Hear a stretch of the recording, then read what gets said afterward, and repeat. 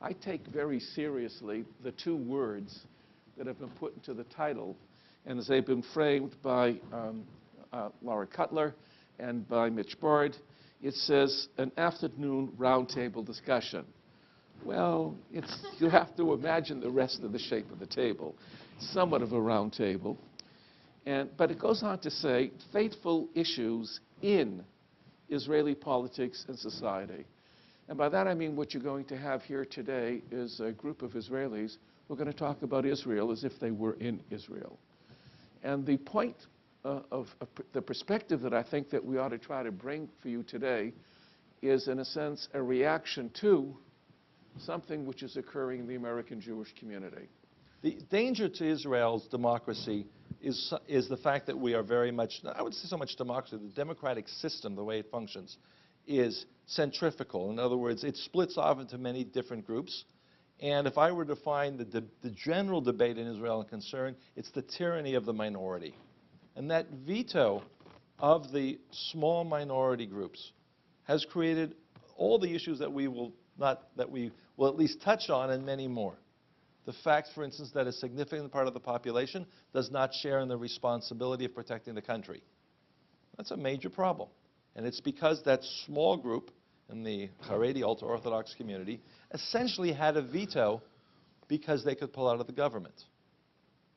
And there are many other issues like that.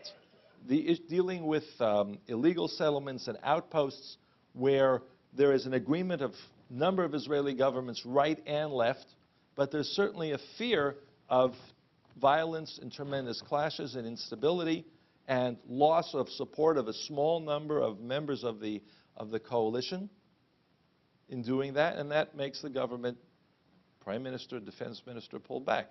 But because you have small unit vetoes within a government, that makes it very difficult, impossible up until now, in order to implement the policies of what I call the general Israeli consensus. You know, they say that Israel's got 7.8 million people and about that number of opinions. So I'm going to respectfully disagree with everything he says.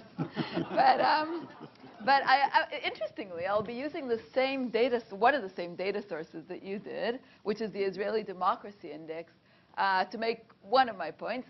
So here's what I think. You know what? I agree with one thing. I agree that Israel democracy is not going to be demolished tomorrow. The dangers that loom for it are long-term.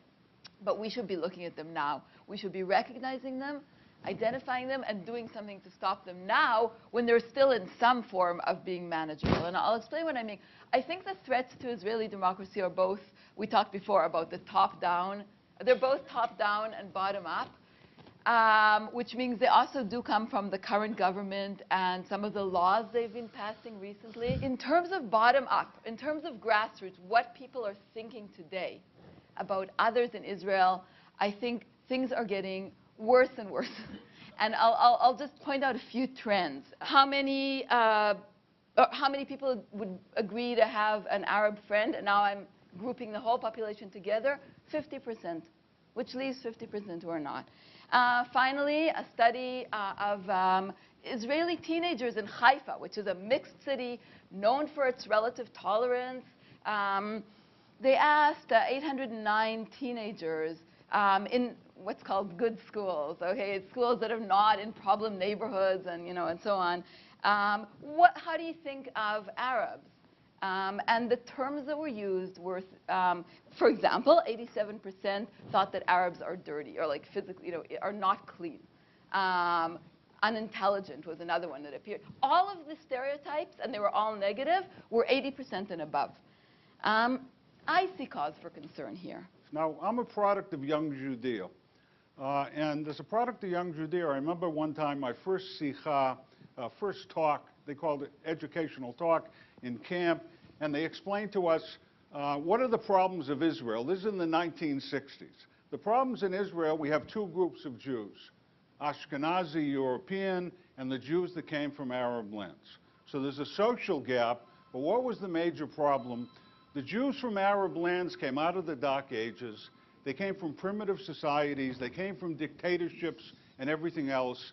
They don't know what democracy is, okay? You know, and then you start thinking about the fact, well, where did everyone else come from? Where was Ben-Gurion from? They came out of Poland.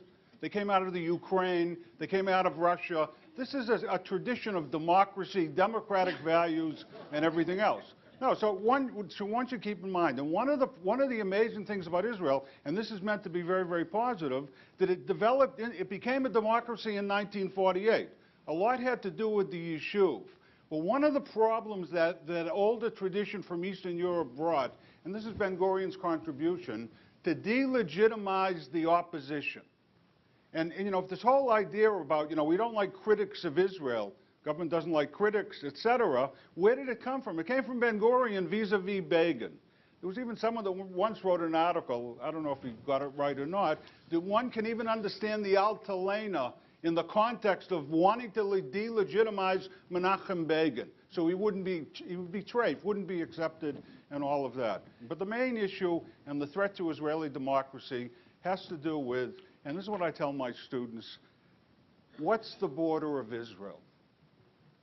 If the border of Israel is the Jordan River, and this is where I disagree with Gerald. I mean, we all want a two-state solution. The Prime Minister wants a two-state solution, halavai. But if the border of Israel becomes or is or remains the Jordan River, then you're going to have a Jewish minority in the state of Israel in a short period of time. So let's say it's not a Jewish minority. Let's say we're 52, 53, 55%.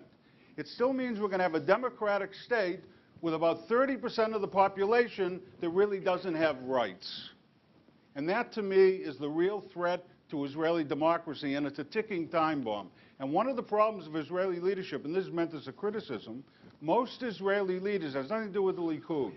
It goes all the way back to Ben-Gurion and Golda and Menachem Begin, all of them. The Palestinian issue is a thorn in our side. It's not an existential threat to the Zionist enterprise. And I think that's a mistake. And that's the threat, in my opinion.